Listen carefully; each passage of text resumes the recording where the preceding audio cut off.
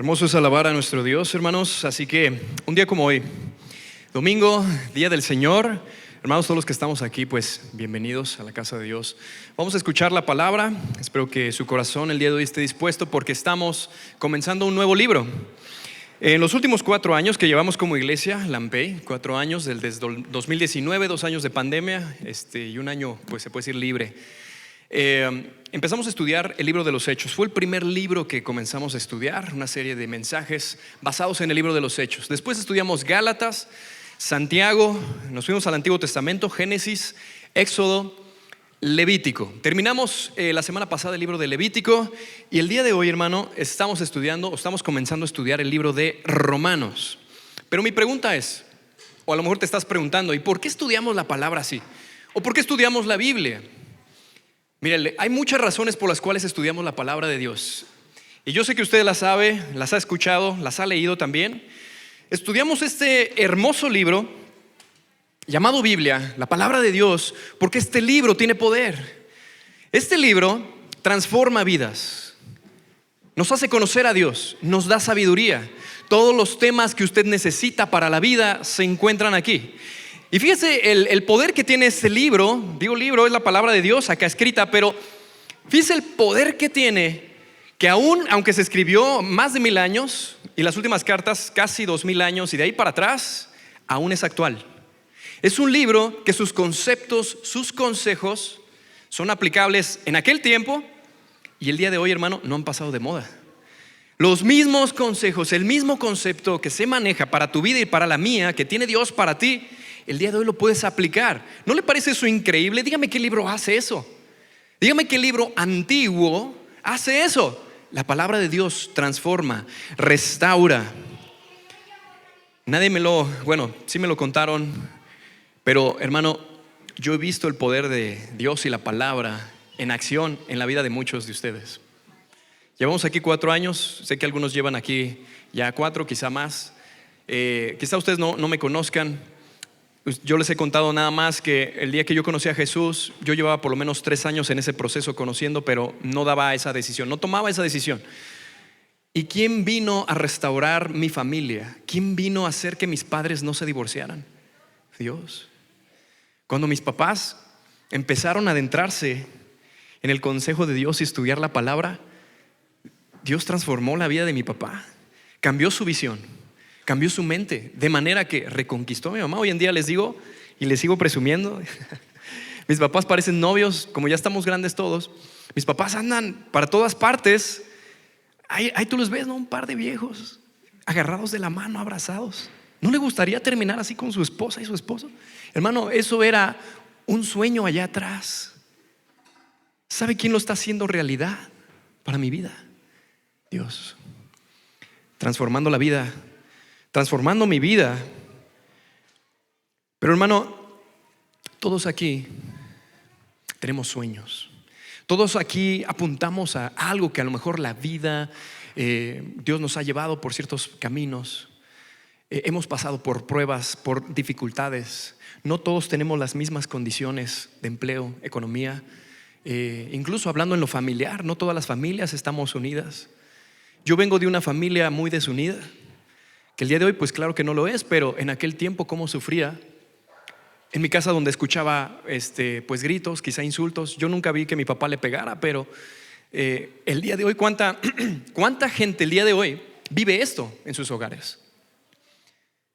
Y cuando conocen la palabra de Dios, wow, qué transformación, qué vida. Por eso este libro lo estamos estudiando, hermano, porque la palabra de Dios transforma vidas, restaura matrimonios, restaura corazones, nos da visión, nos abre la mente Dios y nos dice: este soy yo y quiero esto para ti. ¿Sabe por qué estamos estudiando el libro de Romanos? El libro de Romanos es un libro en el cual tenemos muchos conceptos que vamos a manejar, vamos a ir definiendo ahorita poco a poco, pero se enfoca en Dios.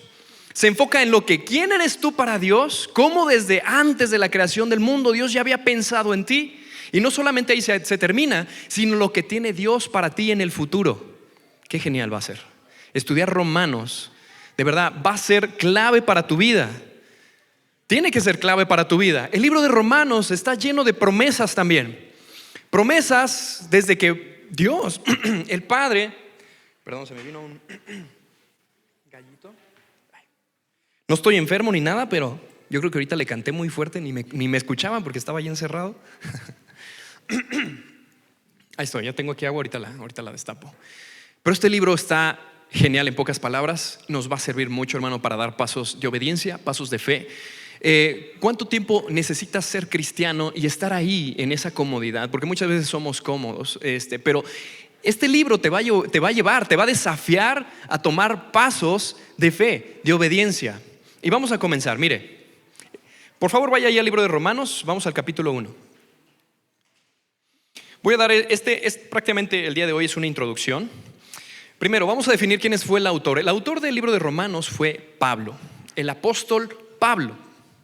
¿Sí? Más adelante allí en la carta él afirma, ¿no? Y confirma varias veces. Conforme lo vayamos estudiando, usted no va a tener duda. Entonces, uno, ya está aprendiendo ya algo. ¿Quién escribió la carta de Romanos? Pablo, ¿verdad? El apóstol. Dos, la fecha en que fue escrito esta carta, fíjese, es muy interesante, en el año 53 al 58 después de Cristo. Entre el 53 y el 58. ¿Hace cuánto, hermano? Demasiado tiempo allá atrás. Demasiado tiempo allá atrás. ¿Cómo es posible que una carta escrita hace tanto tiempo, el día de hoy, pueda tener ese efecto que va a tener desde hoy también? Déjeme destapar aquí mi...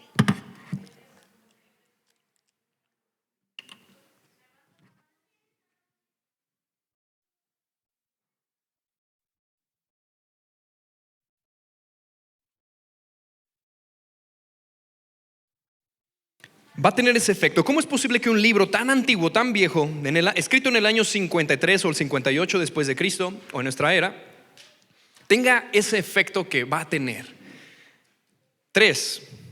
¿Sabe de dónde se escribió esta carta? Es muy interesante. Se escribió desde Corinto. Ya tiene un tercer dato. Esta carta se escribe desde Corinto. Corinto es una ciudad griega que es como un cuello, se puede decir, que comunica todo lo que es Grecia, y abajo está Atenas.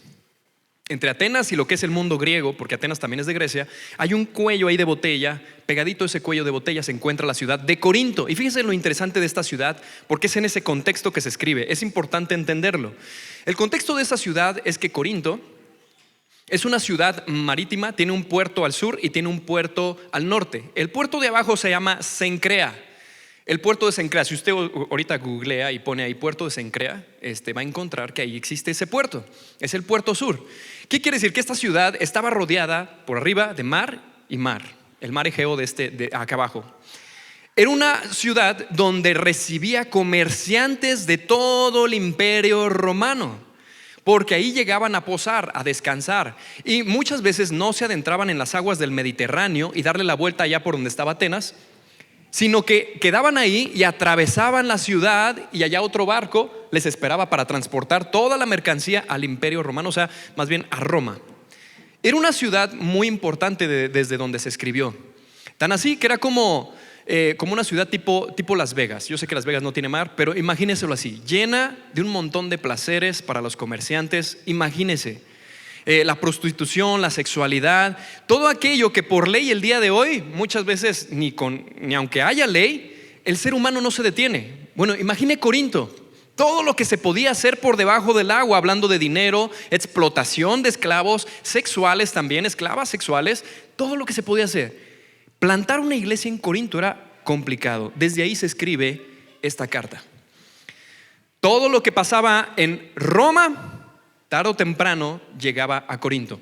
Lo que se permitía hacer en Roma y había permisos para hacerlo, sea lo que sea, aunque sea pecado, tarde o temprano en Corinto se hacía. Por eso era necesario escribir una carta a Roma, porque Pablo no había ido a visitar la iglesia en Roma. De hecho, él no la fundó. No sabemos quién la fundó, ningún teólogo hasta ahorita ha podido afirmar quién la fundó, pero sí existen varios detalles de quién fundó la iglesia en Roma. Uno de esos es que se hacían varias fiestas judías. Usted recuerda la fiesta de Pentecostés, la fiesta de los tabernáculos, la fiesta de Pascua. Estas 3 fiestas son las más importantes. Gente se reunía en Jerusalén y venía ¿de dónde? De Roma, de Grecia, de Asiria, de Turquía, se puede decir hasta de África. ¿Recuerdan ahí ustedes el etíope? Bueno, él también iba, aunque él no era judío, pero sí era prosélito. Así que nos damos cuenta que en esas fiestas se reunía mucha gente. ¿Y sabe qué se llevaba consigo muchas veces? El evangelio. Gente que venía a Jerusalén y ahí estaban los apóstoles. Tarde o temprano iban a escuchar el mensaje. Muchos de ellos se iban a convertir. ¿Y ahora qué hacer? A llevar el mensaje. ¿Por qué se sabe que en Etiopía hay rastros de aquellos tiempos que había iglesia? Porque un etíope se convirtió. Y está en el libro de los Hechos. Ese etíope se convirtió. ¿Y ustedes creen que nada más vino un año? No, hermano. Cada año, dice la escritura, que cada año él iba a Jerusalén. Imagínese, era ya su ministerio de este etíope. Es así como se riega el evangelio en todo el imperio romano. Y ya hay muchos rastros de eso a través de la historia y escritores. ¿Por qué le explico esto? Es necesario saberlo para poder entender la carta, porque vamos a hablar de algunos temas geográficos. Y como ya está más o menos entendiendo dónde estamos parados, dónde se escribió, ¿en qué año? A ver si pusieron atención. 53 al 58. Otro dato, mire. En esa etapa gobernaba uno de los emperadores más violentos o más brutales de la historia de Roma. ¿Quién fue? Nerón. Nerón gobernaba en esa época que se escribe esta carta. Nerón, los historiadores, como uno de ellos, Josefo, que escribe, era un joven, entró al poder muy joven, casi de 16 años. Imaginen dejarle un imperio como Roma a un joven de 16 años.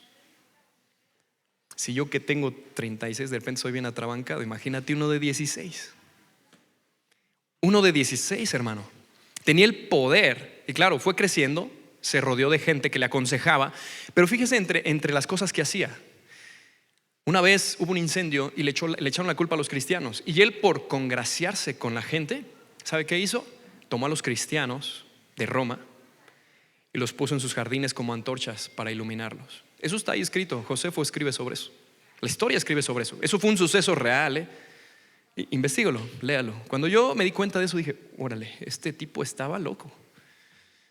La gente con poder, por congraciarse con más personas, a él no les importa si vas a matar, si vas a transear, si te vas a robar. No les importa, hermano.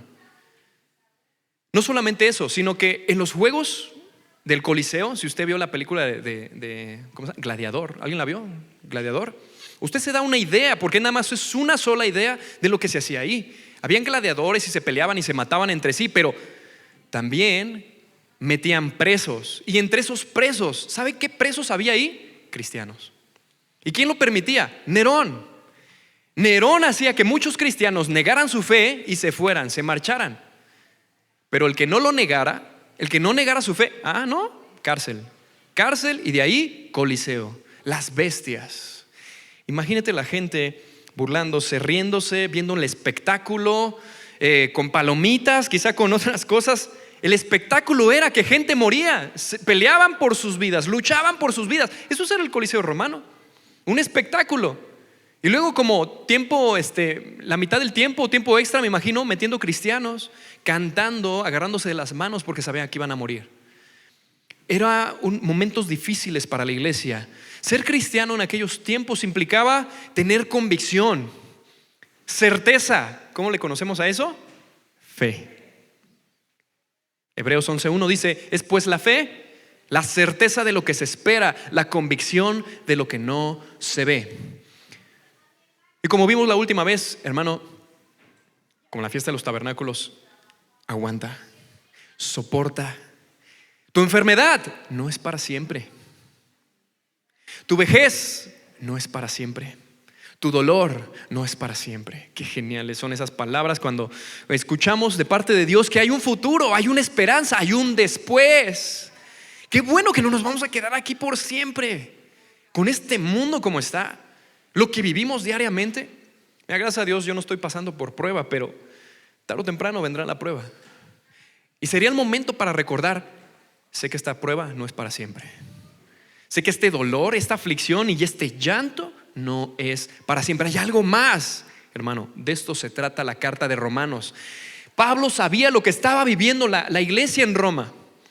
Perseguida, muchos de ellos encarcelados, muchos de ellos metidos al Coliseo y iban a morir ahí. Pero los iba a alentar, les iba a decir, aguanten, soporten. Esto no se acaba aquí, hay algo más. Hay algo más y Dios lo tiene planeado desde antes. Qué genial cuando lleguemos a esos temas que van a ser geniales. El día de hoy solamente es una introducción, es ponerlos en contexto desde dónde se escribe, la condición en la que está Roma, y le voy a dejar una tarea. La tarea es la siguiente, hermano, tómesela en serio. Va a leer historia de Roma. ¿Cómo inició? En tiempos de Jesús, ¿qué emperadores había? Cuando muere Jesús, y sobre todo en tiempos más o menos, como ya notó esa fecha, 53 al 58, vea todo lo que está sucediendo alrededor. Eso le va a dar un contexto mayor al estudiar este libro, y vamos a aprender muchísimo. Bien, ahora también Pablo, aquí en su carta, por favor vaya a capítulo 1, versículo 9 al 10. Él planeaba ir a Roma. Él no había ido a conocer la iglesia, él no la fundó. Pero él planeaba ir para confirmar la enseñanza que ahí se hacía, para ver si verdaderamente lo que enseñaban era lo que Jesús le había enseñado, predicado, igual que a todos los apóstoles. Y ver si su enseñanza, si su doctrina era sana, ya que en aquellos tiempos pues había mucho filósofo, mucha gente dentro de las iglesias que aún no dejaba sus cosas, sus costumbres paganas, y empezaba a haber algunas mezclas que más adelante vamos a estudiar y que hasta el día de hoy ha habido. Entonces Pablo quería ir, y vamos a leer por favor capítulo 1 versículo 9 al 10. Fíjese lo que dice acá. Dice: porque testigo me es Dios, a quien sirvo en mi espíritu, en el evangelio de su Hijo, de que sin cesar hago mención de ustedes siempre en mis oraciones, rogando que de alguna manera tenga al fin, por voluntad de Dios, a un próspero viaje para ir a ustedes, porque deseo verlos, para comunicarles algún don espiritual, a fin de que seas confirmados. Él tenía deseo, les escribe en esta carta: tengo deseo de verlos. Quiero apapacharlos, quiero confirmarles un don espiritual. O sea, quiero animarlos, pues lo que está diciendo es: quiero animarlos, quiero ver cómo sirven para animarlos. Qué genial es cuando tenemos a alguien que nos anima. ¿Quién de aquí tiene así como de esos amigos donde cuando andas todo mal, así deprimido, siempre hay alguien que te está llamando, te está preguntando cómo estás? Y generalmente o son los papás o son los amigos. ¿Quién de aquí tiene una persona así? Muy pocos. Muy pocos. Es normal, a veces somos muy solitarios. O a veces nos cuesta abrir nuestro corazón, como que no tenemos tan fácil confianza. Hermano, pues ese era Pablo. Pablo quería hacer eso con la iglesia. Y vamos a leer desde el versículo 1, ahora sí, del 1 al 6. Por favor, acompáñenme. El día de hoy nada más vamos a abarcar del 1 al 6 porque pues es una introducción.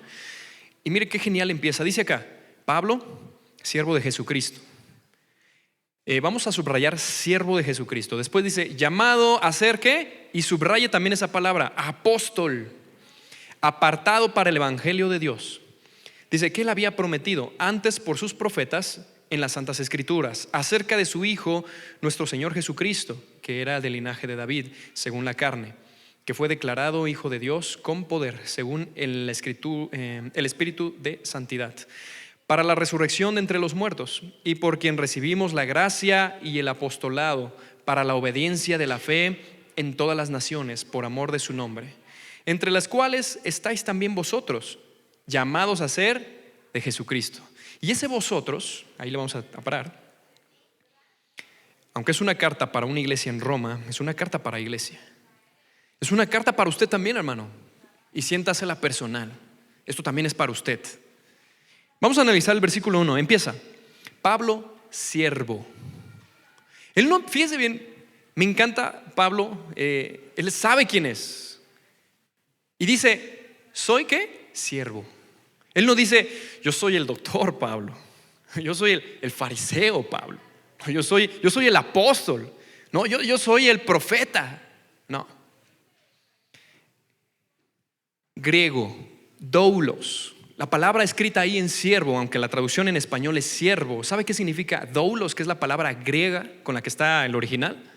Significa, a ver si no les suena mal, porque hoy en día ya son muy sensibles, ¿no? Esclavo. Pero la traducción siervo, porque estamos en tiempos complicados desde hace rato, y la palabra esclavo, no, ¿cómo que esclavo? Suena feo, ¿no? Suena mal. No queremos que nos recuerden que hubo esclavitud. No, y hay, el día de hoy todavía, hermano. Y sobre todo esclavos de las tinieblas. tanta gente esclavo de drogas, esclavo del alcohol, esclavo de muchas cosas emocionales incluso. Pero este doulos es otra palabra que se usa, porque para esclavo hay otras. Pero esta palabra, le voy a explicar qué es lo que significa. La palabra doulos es aquella palabra que se usa para aquellos hombres que tienen mucho dinero y tienen muchos sirvientes y les pueden pagar. Tienen tanto dinero y propiedades que no pueden trabajar sus tierras solos, necesitan de más gente. Son sus siervos, esclavos pues. Llega un momento en que estos esclavos llegan a su vejez o se enferman, algo les pasa, algún accidente en el trabajo y se tienen que ir, se tienen que retirar. Entonces el dueño, el que tiene el dinero, les dice: listo, ya cumpliste tu servicio, mira, ya tienes tantos años, vete con tu familia, eres libre. O estás enfermo, ¿sabes qué? Goza tus últimos días en casa, con tu familia, eres libre. ¿Y sabes qué hacía ese esclavo? Es que me tratas tan bien, es que me amas tanto, que ¿por qué me voy a ir? Yo quiero seguir siendo tu esclavo. Doulos. Eso es doulos. Es esclavo por amor. No lo olvide, anótelo. Doulos es esclavo por amor. Y quiero pararme aquí un ratito, hermano. Mire, ¿cómo es esto? Todos aquí podemos decir: bueno, soy hijo de Dios, ¿ok? Pero para siervo, usted tiene que estar dispuesto a que ese significado verdaderamente usted lo tome como una convicción. Porque hoy en día está de moda decirse ser cristiano, ¿no? Hasta los artistas dicen que son cristianos. Y yo no los juzgo ni nada. Realmente el que ve el corazón es Dios. Está de moda decir que hay muchos cristianos, hay iglesias por todas partes. Pero la pregunta es: ¿y cuántos siervos habrá? Porque para cristianos hay muchos, pero para esclavos del rey, para doulos, para aquellos que se niegan a sí mismos porque prefieren lo que dice el rey. ¿Sabe qué es doulos? Doulos es estar dispuesto a obedecer. Sí suena fuerte, pero pues no le voy a mentir, hermano. Ese es el significado de esta palabra griega. Y Pablo así se presentó. O sea, le está diciendo a la iglesia: hey, entiendan que yo soy un siervo de Jesucristo. En español, sí, pero lo que quiso decir es: soy un esclavo. Yo cedí mis derechos. Es lo más complicado de esto. Mira, yo cedí una vida, yo solté mis planes por ser esclavo de Jesucristo. ¿Por qué esclavo? Hermanos, como rey, como amo, se puede decir, no hay nadie en esta tierra que te trate como Dios. No hay nadie en esta tierra que te trate como tu buen pastor. Fíjate cómo es tu buen pastor. Te da en abundancia, te da vida eterna, está preparando un hogar para ti. Su herencia la va a compartir con nosotros. Y no solamente eso, Él está dispuesto a transformarte, a cambiarte, a ayudarte, a bendecirte. Él está dispuesto a caminar contigo en tus luchas, en tus enfermedades, en tus angustias. Dime, ¿qué rey terrenal hace eso? Dime, ¿qué rey comparte su herencia? Ni usted comparte su herencia. Dígame, ¿qué rey está ahí contigo, está al lado del esclavo? Ninguno. Cuando Jesús predicó un día muy fuerte, a una multitud ahí, y se empezaron a ir. Fue tan fuerte el mensaje que como que, no, eso ya no nos gustó. Y se empezó a ir la gente, ¿no? Y se quedaron ahí unos apóstoles. Los apóstoles nada más, los 12. Ándale, ustedes también si quieren irse, vámonos. Pedro se acerca: Señor, ¿a dónde más iremos? Si solamente tú tienes palabras de vida eterna. Estos tipos ya habían entendido. Estos tipos ya estaban amando. De hecho, Pedro fue el cuando le pregunta: oye, Pedro, ¿me amas? Señor, tú sabes que te amo. Tan así que vean la vida de Pedro. Doulos. Entonces, hermanos, primer punto que aprendemos el día de hoy: ¿eres hijo de Dios? ¿Te dices ser cristiano? Ok, vamos bien. ¿Pero quieres ser siervo de ese Dios altísimo? Digo siervo para que a lo mejor en tu subconsciente no quede la palabra esclavo y nos cause un conflicto al rato, ¿no? Siervo, el que sirve.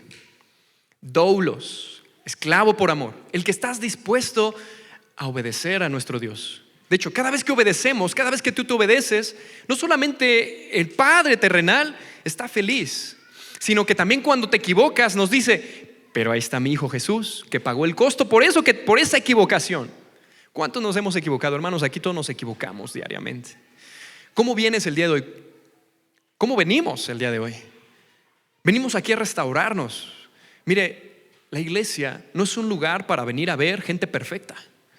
La iglesia no es para venir a vernos, a ver qué ropa trae fulanito. No, ya se la vi la semana pasada. Mira, el pastor trae el mismo pantalón de hace 2 semanas. No, hermano, ¿sabe qué venimos a la iglesia? Venimos a aprender. Venimos a la iglesia no a ver los defectos de mi hermano. Ya sé que tiene defectos. Ya sé que es un pecador. Yo también. Venimos a la iglesia a escuchar esta clase de mensajes que tiene la Biblia para usted, para mí, para ver, hacerme una retrospectiva y decir: ande, Doulos ese. Entonces, hermanos, estamos aquí para aprender de la palabra de Dios, no para ver los defectos de los demás. Ahora, fíjate bien lo que hace el siervo. El siervo, una vez que entiende el doulos, una vez que entiendes que tú eres esclavo por amor, Dios te va a usar, porque los siguientes versículos, si notaste, dice: a las naciones. Soy esclavo de Jesucristo, soy enviado a donde las naciones, a llevar un mensaje de salvación. Es un mensaje de restauración, es un mensaje de esperanza. El día de hoy la gente no tiene esperanza. Mueren sus muertos, no saben a dónde van sus muertos. El día que muere alguien querido y amado, lloran tanto, pero no es un lloro sí hay dolor, pero es un lloro de que no sé si te voy a volver a ver.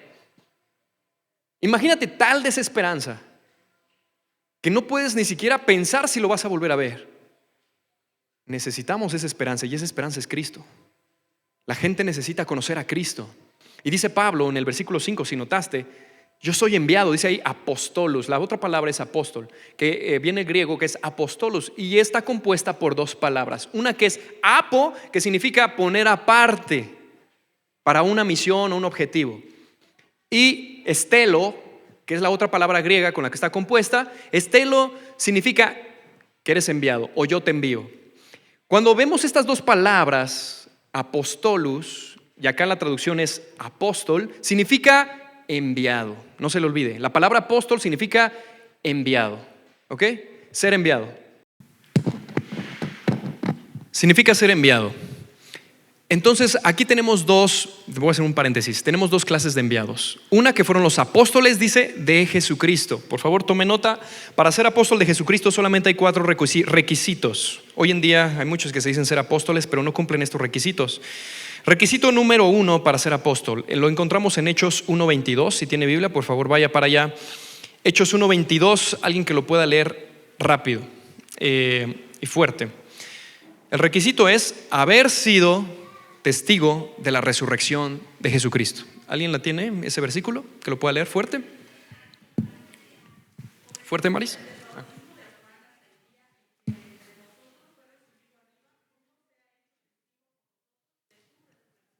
Así es. Había muerto Judas, por lo tanto alguien tenía que ocupar ese lugar ahí libre. Y decía: vengan, vamos a ver quién va a ocupar este lugar, pero que sea hecho testigo de la resurrección. O sea, todos los que estaban ahí habían visto a Jesús. Hasta ese momento quizá todos podrían aspirar a ser ese apóstol, pero faltan otras 3 cosas más. Requisito número 2: haber sido elegido por Cristo. Hay muchos versículos, ahorita no tengo uno en específico, pero generalmente Jesús fue personalmente a llamar a Pedro, personalmente fue a llamar a Juan, personalmente fue a llamar a cada uno de sus apóstoles. Haber sido llamado por Jesús. ¿Ok? 3, para ser apóstol de Jesucristo necesitamos haber sido discipulado por Jesús. Por favor vaya a Gálatas capítulo 1.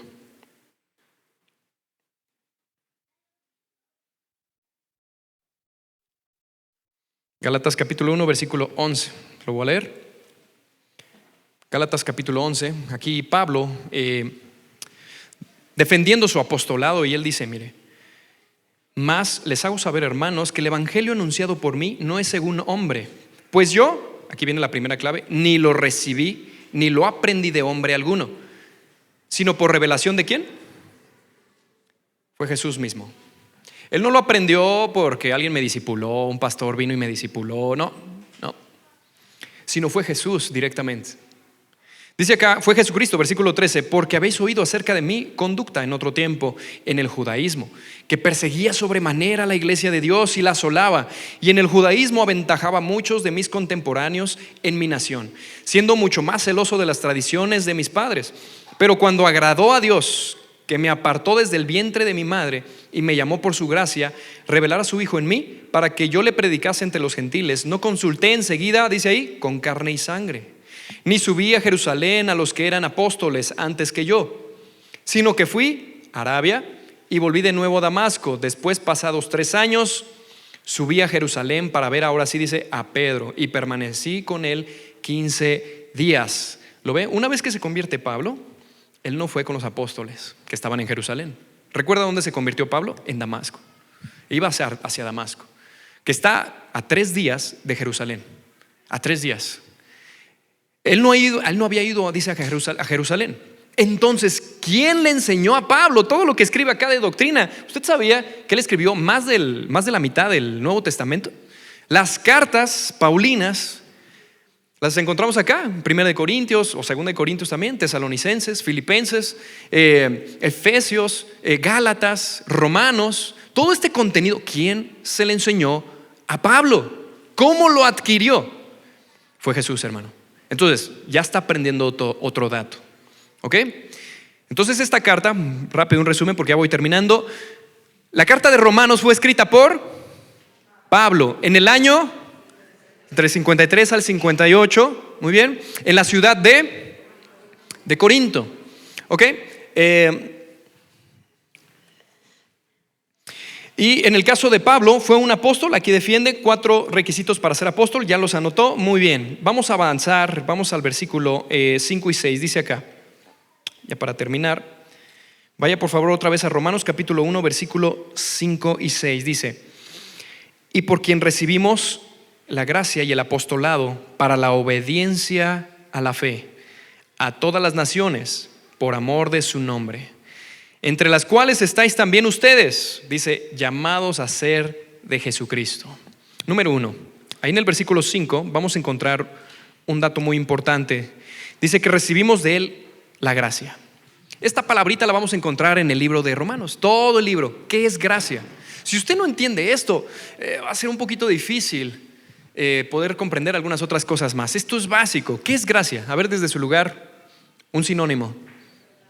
Regalo, gratis,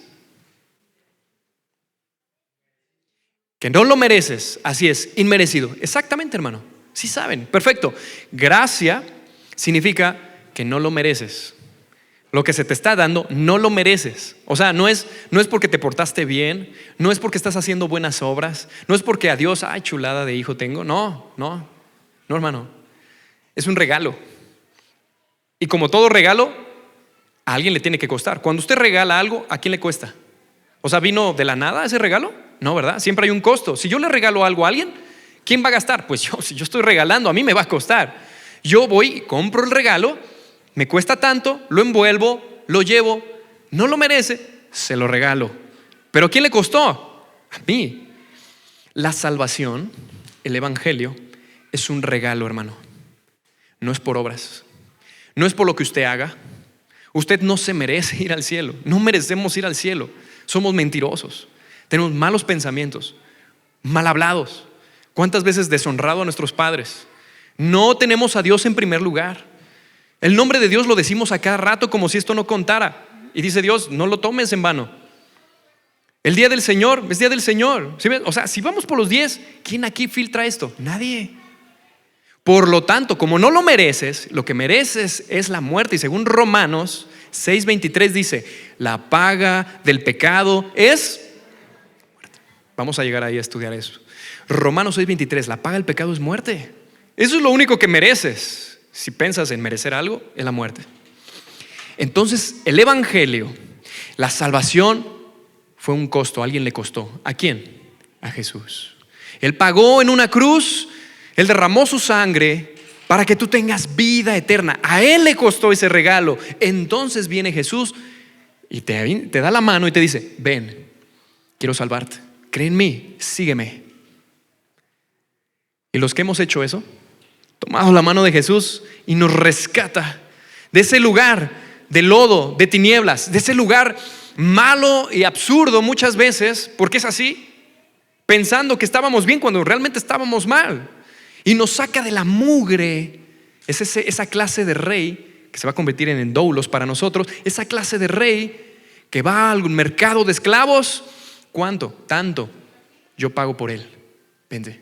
Vamos a mi casa, entramos a la casa, nos cambia de ropas, nos da ropas nuevas y limpias y resplandecientes, nos llama hijos, te llama amigo, se convierte en un pastor y tú la oveja. Hermano, qué genial. Y pensar que eso es gratis.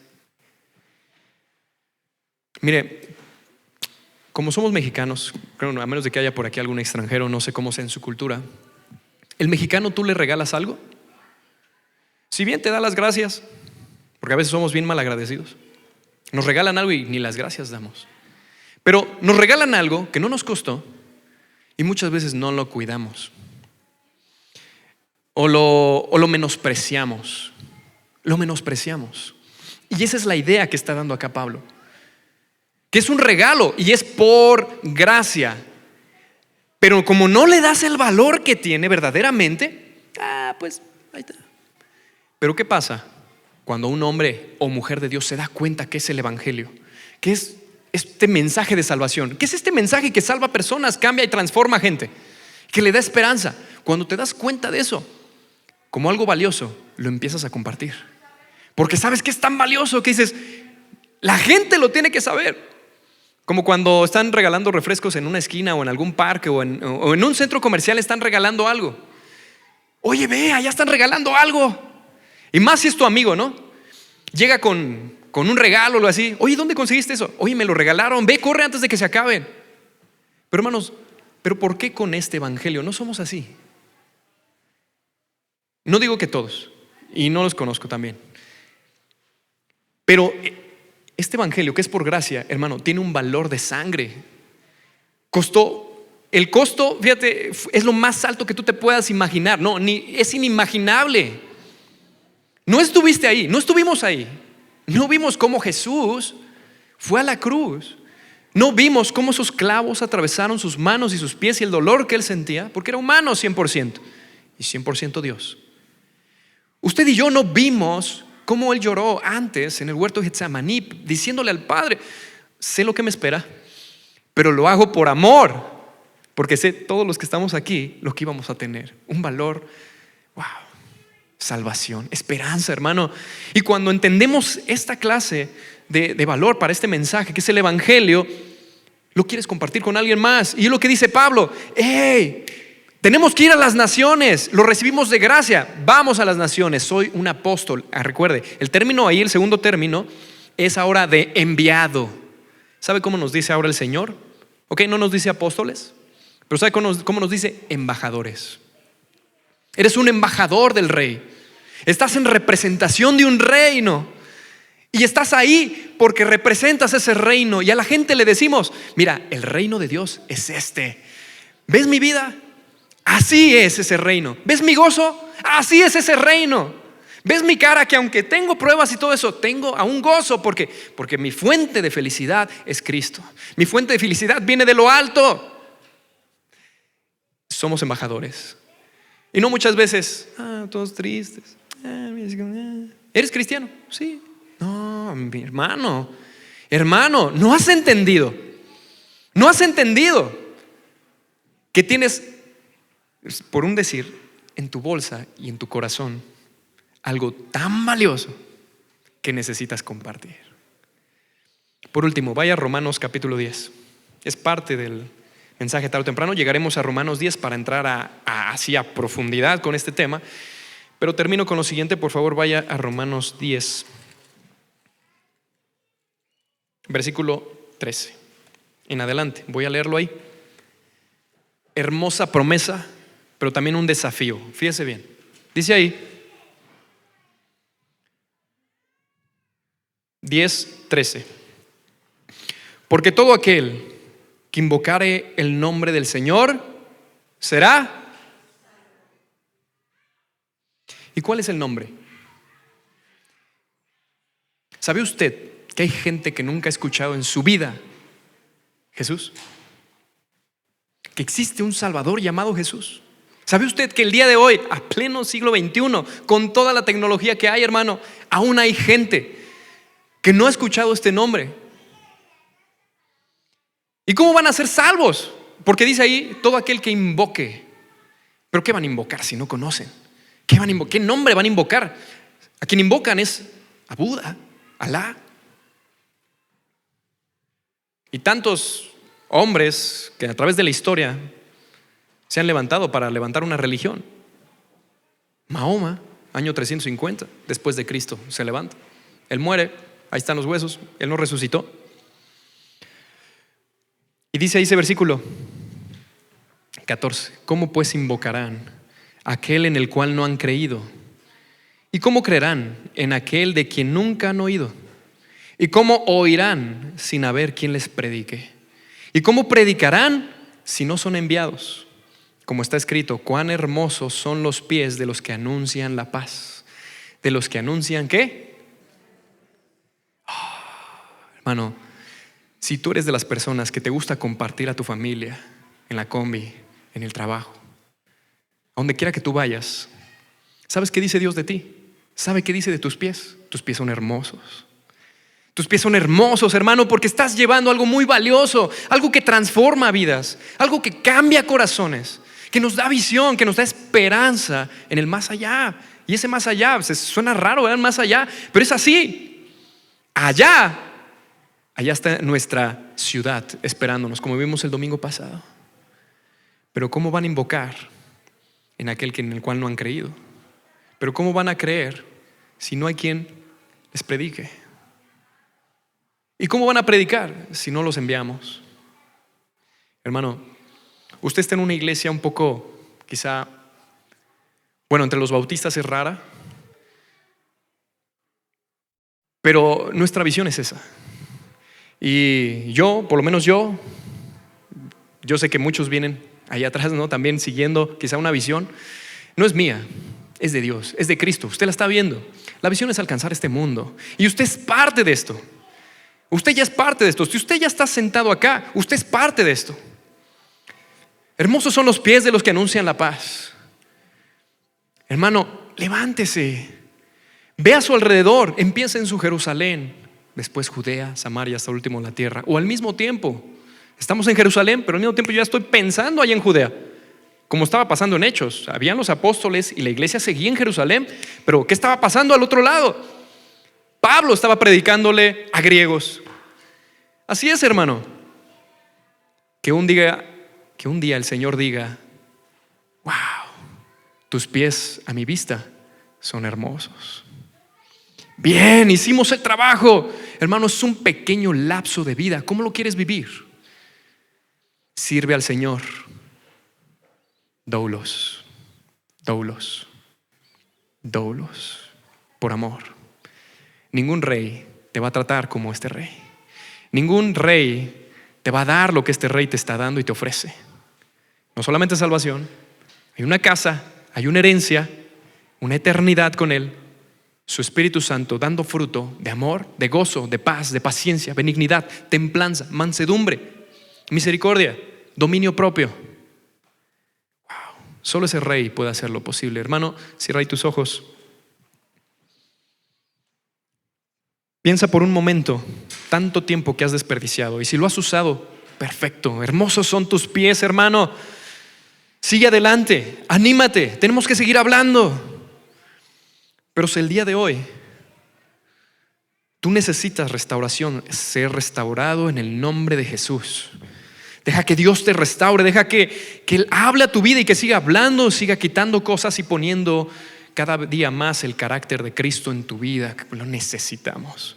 Necesitamos parecernos cada día más a su Hijo Jesús, que dejándolo todo vino a buscar lo que se había perdido y a salvarlo. Debemos ser más como Jesús, que dejemos nuestros planes y quizá nuestros títulos allá por un lado y humillarnos, incluso dar la vida como Él lo hizo. Hermano, anímate. Hay un mundo que está esperando este mensaje. Sé parte de esta gran visión, sé parte de la misión de Dios. Hay muchos lugares que tenemos que ir. Y mientras Iglesia Lampey y Dios nos permita seguir aquí adelante y avanzando, lo tenemos que hacer. Así que haz esta oración conmigo. Dios, hermoso Padre, tú eres grande, misericordioso, tú eres Rey de Reyes. Y te adoramos, Señor, por lo que tú eres. Te exaltamos, Señor, porque tu nombre es sobre todo nombre. Señor, tu nombre es admirable. Tú eres Dios de dioses, Rey de reyes, Padre eterno. A ti clamamos, Señor. Sigue cambiando nuestras vidas, sigue restaurándonos, Señor. Síguenos dando un corazón, Señor, para ti, para tu gloria, para las naciones. Dios, así como este apóstol, Padre, acá nos está invitando, porque sé que fue a través de ti, Señor. Tú lo usaste, Señor, para decirnos que hay unas naciones, Señor, que te necesitan, pero ¿cómo van a invocarte, Señor, si no te conocen? Dios, toca nuestra vida, toca nuestro corazón. Bendice tu iglesia, Señor, el día de hoy. Perdona nuestro pecado, Señor. Perdona, Señor, porque a veces te ponemos en segundo lugar o quizá hasta en el último lugar de nuestra vida. Perdónanos, Señor. Sé que ya somos tus hijos, pero nos queda muy ancho y muy amplio, Señor, el decir que somos tus siervos. El día de hoy, Señor, yo decido ser tu siervo. Quiero ser ese doulos, Señor, y esclavo por amor. Estoy dispuesto el día de hoy a obedecerte, porque sé que al obedecerte viene bendición. Sé que al obedecerte viene felicidad y gozo a mi vida, Señor. Que no hay nada mejor que el hacer tu voluntad en esta vida, Señor. Te pido, Señor, que tú sigas levantando hombres y mujeres, niños, ancianos. No importa la edad, Señor, que sigas levantando a gente que esté dispuesta a hacer ese doulos. Dispuesta, Señor, a servirte a donde quiera que tú le lleves, sea aquí en Morelia, sea en el estado de Michoacán, en México o fuera de México, Dios. En el nombre poderoso de Jesús te lo pedimos. Amén.